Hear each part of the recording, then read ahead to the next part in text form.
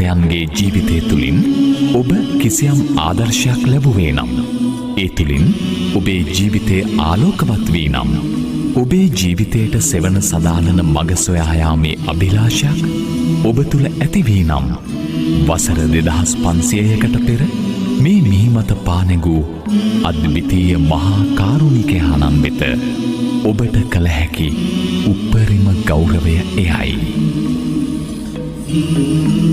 නොමලගේකින් නොගෙනා අබැට ඔබ තවමත් සොයන්නේද?